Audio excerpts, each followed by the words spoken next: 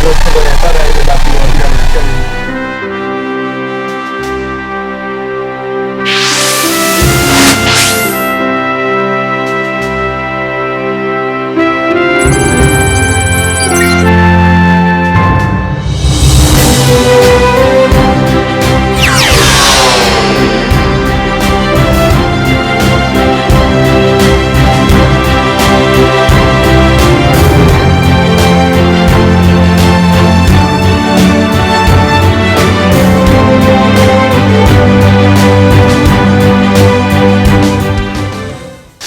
지금 생방송 시작한 지는 40분이 지났는데요. 네. 5시 이때쯤 조금 출출하잖아요. 그래서 점심 제가 못 먹어서 배고파요. 박은영 아나운서를 위해서 좀 준비를 했습니다. 귀엽게 생겼어요. 역시 저를 생각해 주시는 아니 건. 근데 이 안에 든 내용물이 더 중요하다니까요. 한번 네. 열어보시겠어요? 뭐 반지 있는 건 아니죠?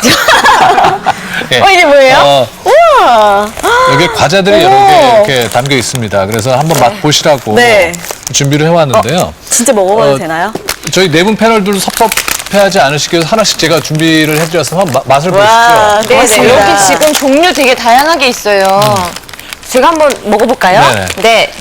너무 고소하고 근데 패키지가 진짜 너무 예뻐. 너무 고급스럽고. 이게 분명히 직접 만드신 건 아닐 거예요, 그렇죠? 아, 제가 만든 건 아닙니다. 네. 근데 참 잘 만들었어요, 네. 그렇죠? 네. 와, 이거 너무 맛있게 고소하고 생겼다. 달콤하고. 저랑 반 나눠. 네. 네. 아 정말 이렇게 생방송 중에 먹게 되다니. 제가 시간대를 잘 고맙습니다. 맞춰서 준비한 것 같습니다. 네네. 정민 씨 어때요? 맛있어요. 그리고, 너무 많이 먹었나봐요. 말을 해야 될 텐데요. 네. 진짜 약간 수제 쿠키처럼 되게 정갈하고 맛있어요. 네. 이 빵, 이 과자를 누가 만들었는지 아마 궁금하실 겁니다. 네. 이 과자를 만드신 분들은요, 일하는 기쁨, 일하는 소중함을 아주 만끽하고 계신 분들이거든요. 어떤 분들인지 한번 만나보죠.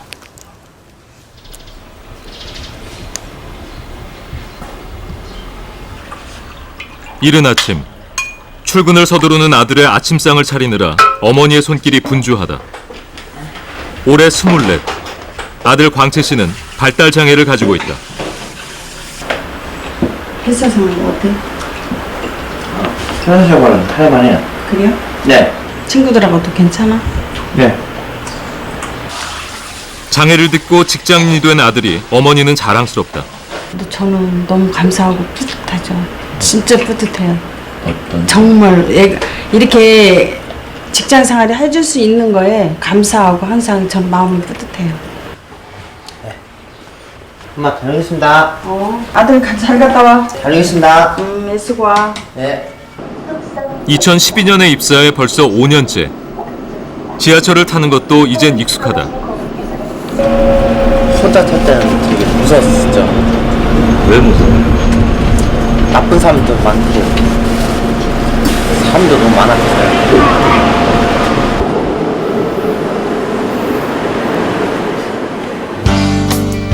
성동구에 있는 광채 씨의 회사. 평범해 보이지만 이 회사는 조금 특별한 곳이다. 출근 처리되었습니다. 자폐와 지적 장애인을 고용하기 위해 만들어진 사회적 기업이다. 한 분 한 분이 회사에서 중요한 역할을 하고 끝까지 최선을 다해야 됩니다. 자 그럼 오늘도 화이팅 합시다. 전체 직원의 80%가 발달 장애인인 베어베터. 요즘엔 화훼, 인쇄, 커피, 제빵까지 점차 사업 분야를 넓히고 있다. 조금은 느리지만 성실하고 꼼꼼한 발달 장애인들의 특성에 맞춰 사업 분야를 선택한다. 광채 씨는 제과 제빵팀 소속이다. 입사한 뒤 인쇄 배달 업무를 거치면서 능력을 인정받은 광채 씨는 얼마 전 제빵팀으로 오게 됐다. 모든 제조 과정은 각 팀에 배치된 전문 관리사원들이 업무 단계별로 자세하게 가르쳐준다. 광채 씨가 맡은 건 빵 반죽의 모양을 완성하는 일이다. 처음에는 너무 어려워서 힘들었어요. 요즘에는 일이 많이 익숙해져서 지금 할만해졌어요. 계량부터 포장 성형까지 광채 씨와 동료들은 모든 과정에서 일을 나눠 맡고 있다. 대신 일을 쪼개고 단순화해서 쉽게 적응할 수 있게 했다. 개인 능력의 차이에 따라서 이게 배분이 된 일이에요. 비장애인들도 보면 그렇듯이 개인의 능력 차이가 다 있어요. 근데 장애인들도 동일하게 각자의 능력 차이가 있거든요. 그래서 그 능력 차이를 이제 관리직원이 빨리 캐치를 해서 이제 직무를 세분화할 때 각자의 이제 능력에 맞게 일이 주어지는 거죠. 작년 한 해 납품된 쿠키만 30만 개를 넘으면서 제과 제빵 사업부는 베어베터를 대표하는 부서가 됐다. 이곳에선 약 20가지의 빵과 쿠키가 만들어진다.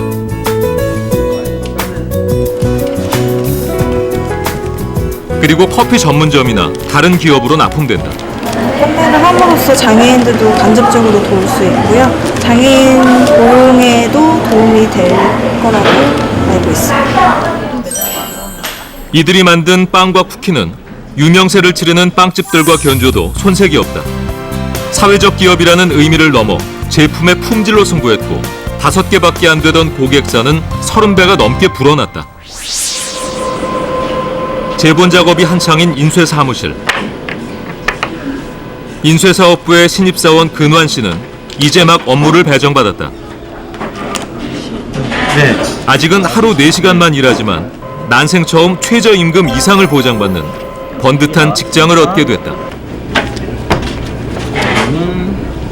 지금은 입사한 지 2개월 정도 됐는데 저 별 무리 없이 잘 적응해서 일을 하고 있습니다. 네, 그냥 요새 행복하면 행복해요.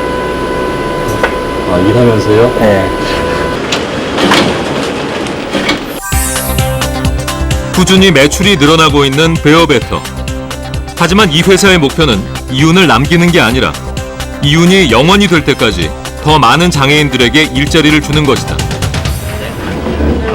장애를 가진 아들 때문에 장애인들의 일자리를 고민하게 된 이진희 대표. 그녀는 아직 갈 길이 멀었다고 말한다.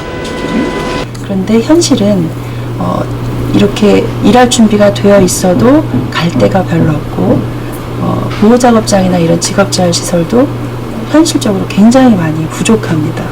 그래서 일할 수 있는 준비가 된 정도에 따라서 일할 수 있는 곳이 기본적으로 마련이 되어야 자립을 이야기할 수 있는 거 아니냐 그런 생각을 하고 있습니다. 학원의 첫 번째 요즘 들어 새로 시작한 화훼 사업. 발달 장애인들은 한 가지 일을 익히는데 비장애인들보다 더 오래 걸린다.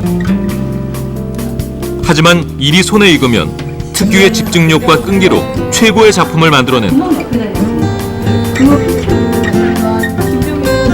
다 만들어진 꽃다발은 사원들이 지하철을 타고 직접 배달한다.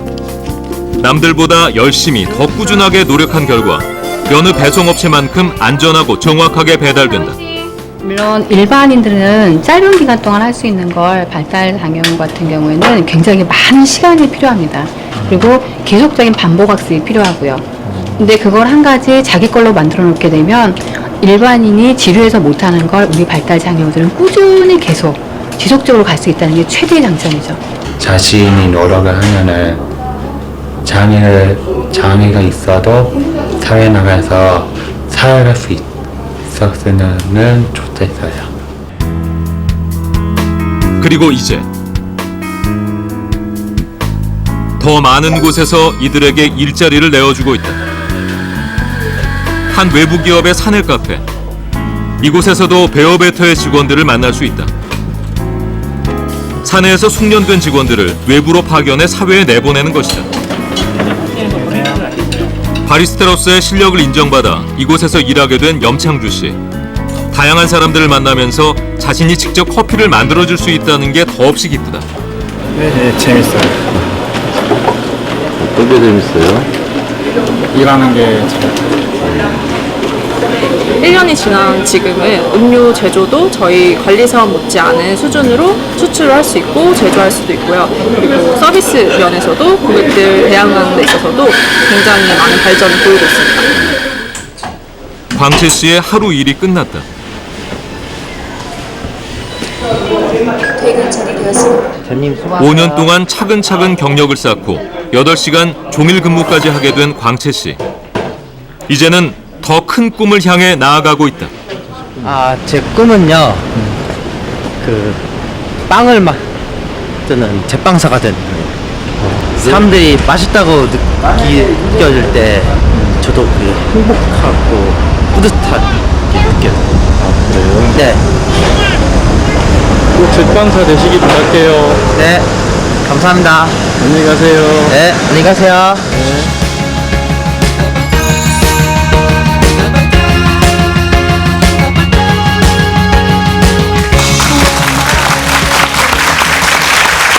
베어베터라는 기업을 만나봤는데 정말 아까 네. 먹었던 빵뿐만 아니라 다양한 분야에 또 도전을 하고 있군요.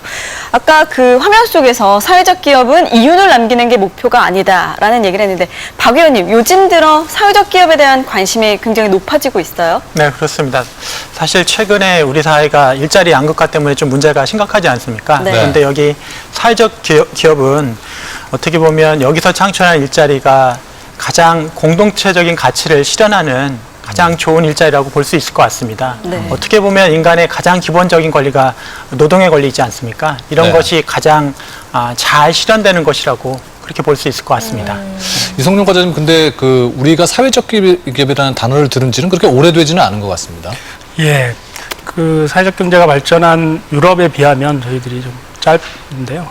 제가 잠깐 연역을 좀 설명을 드리면 최초의 사회적 기업이 시작된 것은 2003년 사회적 일자리라고 하는 게 시초라고 볼 수 있습니다. 사회적 네. 일자리는 취업이 어려운 분들에게 일자리를 만들어주자, 또 사회 서비스, 좀 부족한 사회 서비스를 더 확충하자는 그런 취지로 해서 시작이 됐는데요.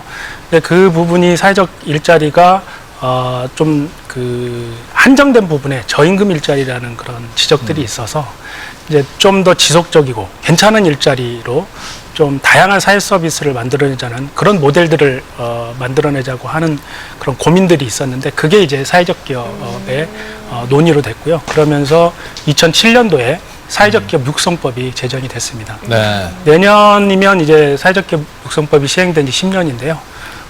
그동안에 저희들이 좀 인건비 위주의 어떤 직접적인 지원에 중점을 뒀는데 이제는 사회적 기업이 판로 개척 등에 도움을 주는 그런 간접적인 지원들을 통해서 사회적 기업이 좀 스스로 경쟁력을 갖춰 가는데 그런 쪽에 좀 지원을 중점을 둘 계획입니다.